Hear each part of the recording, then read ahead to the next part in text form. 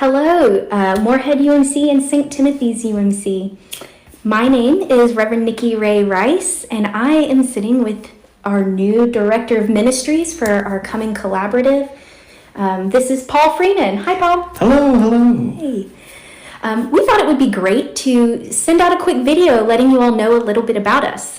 For St. Timothy's, you're welcoming Paul in for the first time, and over the next couple of months, once July begins, we'll be getting to know Paul more. For Morehead, you are receiving both a brand new pastor and a new full-time staff ministry member. And so we get it. That's a lot of new things. And so we just wanted to say hello to you ahead of time and let you know a little bit about us. And also, it's Paul and I getting a chance to get to know each other because we're going to be working together as colleagues in ministry with you, both you St. Timothy's and Morehead. And so what we're going to do is share a little bit about ourselves. And then also we're going to play a little game, and Paul and I are going to draw questions from this bowl and ask each other some fun get-to-know-you questions. So, like I said, my name is Reverend Nikki Raye. This will be my 7th year in ministry in the itinerancy here in the Western North Carolina Conference. A little bit about me. I love my dogs. I've got 2 of them. I have 4 siblings and 13, maybe more. I'm losing count of all my nieces and nephews. They're a big part of my life. I have 1 on the way as well. Out of those 13, only 1 is a nephew. The rest are nieces. And so we have a baby boy coming. And he's going to be a legend, I think, because of the ratio. Those are a few things about me, and I'm looking forward to getting to know you all. Paul, do you want to share a few things about you? Sure. Well, I'll start off by saying I only have 3 nephews.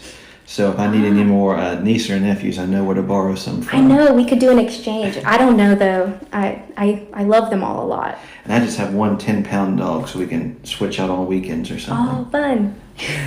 My name is Paul Freeman. This is my first year of professional ministry, though I've been a Methodist for more or less my entire life, and being a very involved layperson.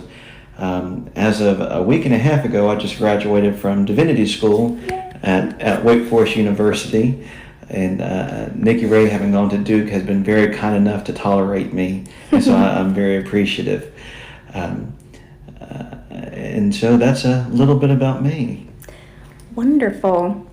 Well, how about we play a little game. We'll throw out some of these, and we can ask each other these get-to-know-you questions, and if we want to answer them too, we can. We didn't really set some firm rules about this game, so let's see how it goes. You start us off, Paul. Oh, here's a good biblical question. Where are you from? Where am I from? It's a great question. I've grown up in the Hickory, Lenore-ish area for most of my life. I did grow up until I was 7 in Fort Collins, Colorado, but I really consider Hickory-ish my home. So, right in the shadow of Lenore Rhine, huh? Yeah. I grew up in a huge metropolis of Walkertown, North Carolina, that we are just large enough where we got our 3rd new stoplight. Ooh, so, fancy. I hope no one in Greensboro is jealous. Oh my goodness, 3 stoplights. Very Trinitarian number of stoplights. Ooh, okay. What is your main takeaway about Jesus / the church? Oh, that's a good question. I guess my biggest takeaway is the radical hospitality and love of Christ. The affirmation that Christ provides, and how the body of the church can continue that kingdom, continue that calling, and be those things in the world today. I like that. So good. Okay, I'm going to go. We're recording in my office here at St. Timothy's. I got to go get something to answer my question. Uh-oh. Props! Well, I will now be taking song requests until Nikki Raye gets back. And here we are. Okay, so this was created by my best friend Keith, who is ordained in the Baptist tradition and went to Wake Divinity School. So some of my favorite people have gone to Wake. And one day he was working on a project and he was asking a lot of pastors that he knew, how would you preach a sermon in 7 words? Like, what would be your 7-word sermon? And so I sent him back my 7-word sermon, and then he created this beautiful little piece of art, which, let me get the light not shining on it, which is good news to the poor, prisoner, oppressed. And that's my main takeaway about Jesus and the church. What makes you excited about this new partnership? Oh man, the possibilities. I know there can be some fear of the unknown, but I found in the unknown, that's often where the Lord dwells.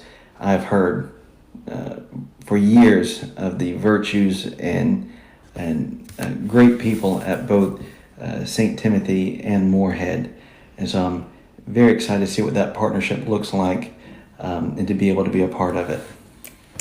Love it. I think excited can feel like a lot of different things. I was recently talking to a friend who was kind of he was in an in-between place. He was waiting for a job, like he was applying to lots of jobs. And we talked about the feeling that you get in your stomach right before you jump off of like a dock or something like that. And it's like excitement and adrenaline and fear all at the same time.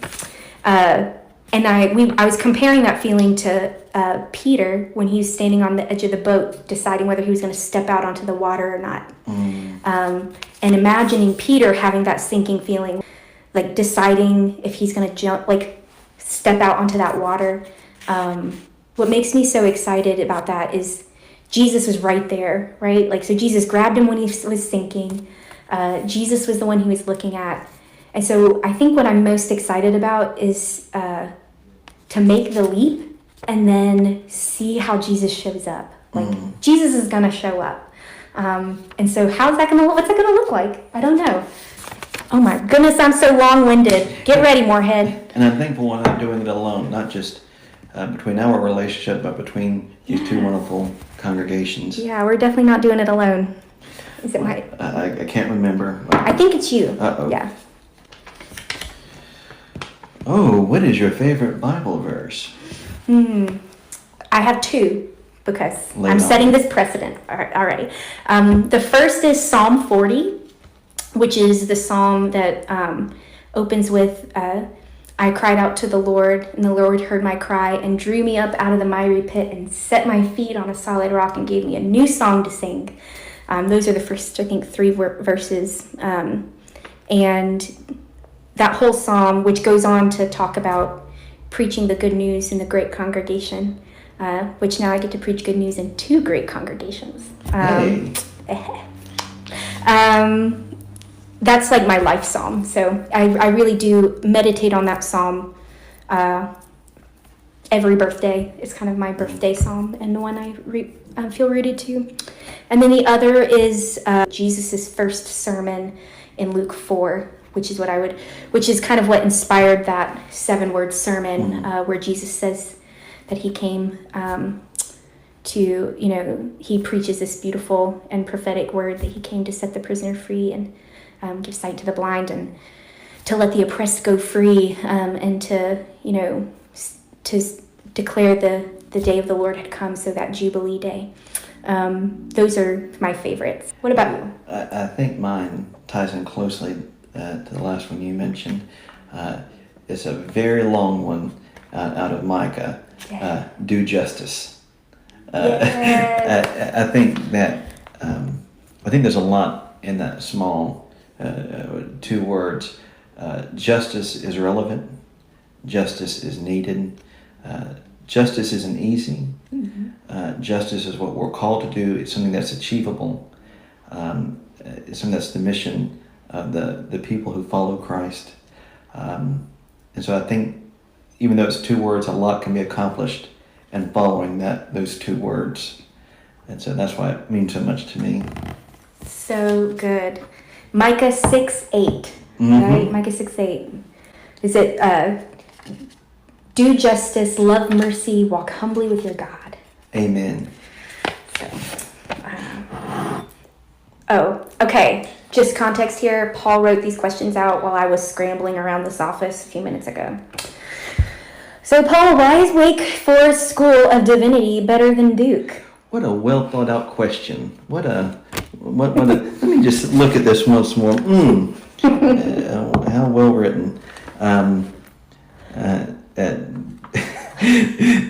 Duke is a wonderful school. I enjoyed Wake because of the ecumenical aspect of it. Lots of different denominations. My first year at Wake, we had 48 different denominations represented in our student body, which provides a lot of really interesting conversation, sometimes some tension in theology class, but it made me learn a lot about myself and about my neighbors, and be able to approach conversations and partnerships in creative ways and different ways than I would have had going into the program. So I'll be fair. Why do you enjoy Duke more than Wake Forest? I'll reverse it.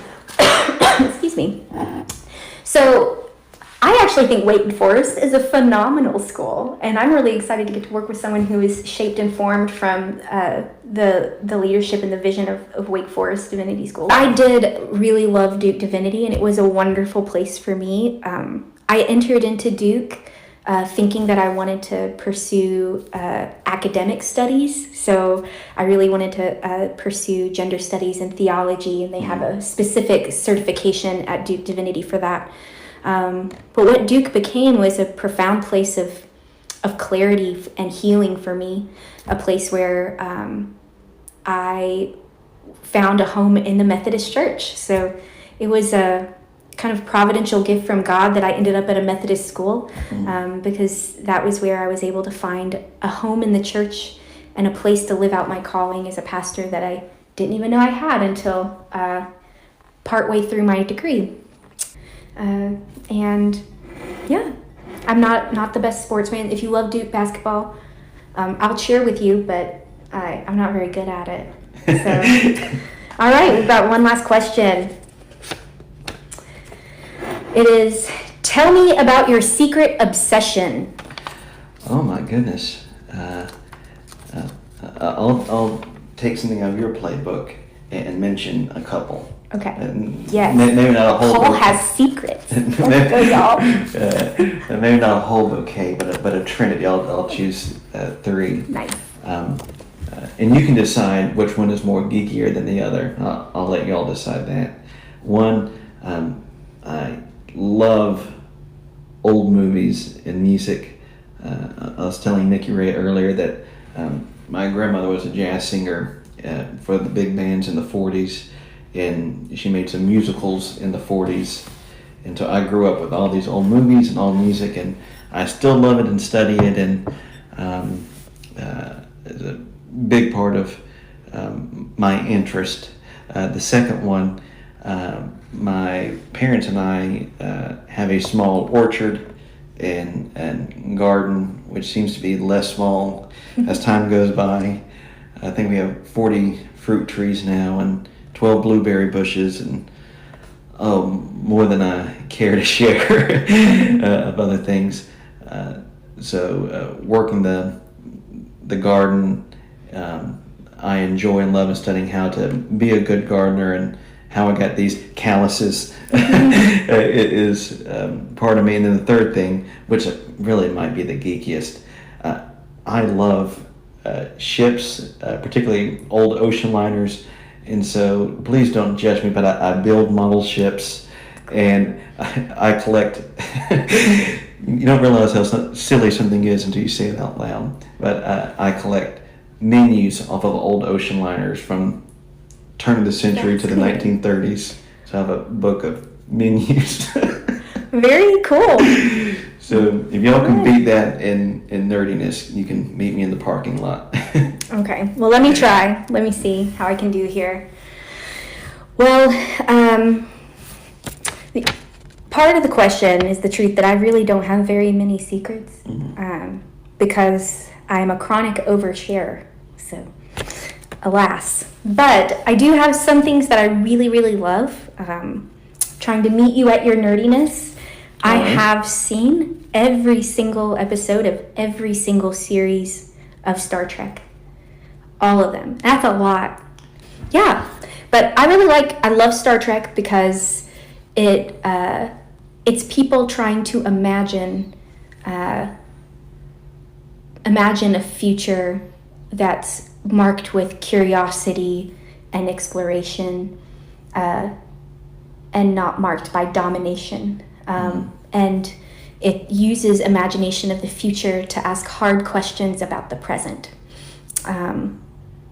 But I also I'm obsessed with animals. As a little kid, I used to collect these wildlife binders that you could order off of TV. You know, when you have to pick up young kids, you have to pick up a phone. It was attached to a wall. I was just young enough to remember that and call them and order it. And I got this binder, and then I would collect all the animals in it. And one time I was so obsessed with my book, I forgot to get off my bus stop. And my mom had to chase the bus on her car all the way to the end of the route because I was so engrossed in my animal book. And I tell everyone all the animals I see in a day. So I love animals. I don't know how, but we might be tied. Yeah, I think we are similar level nerdy. So yeah, boat references, Star Trek references, Disney references. These sermons are going to be lit. Gardening references. Huh? Gardening references? We grow figs, so there's a lot of parallel. Ooh, I love figs. Oh my goodness, bring me figs. They're so delicious.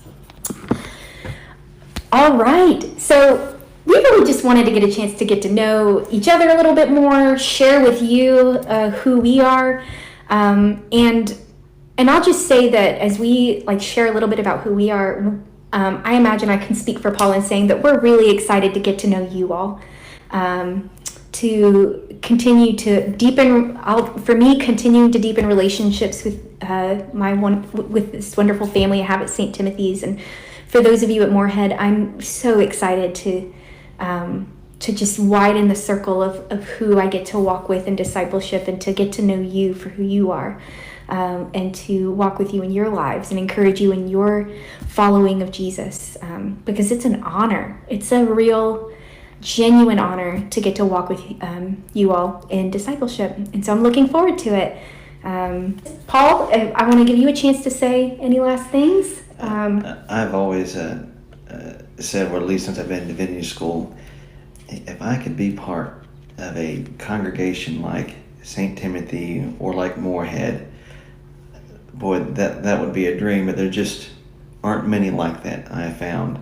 And the good people at both churches and the Lord saw fit that was part of both.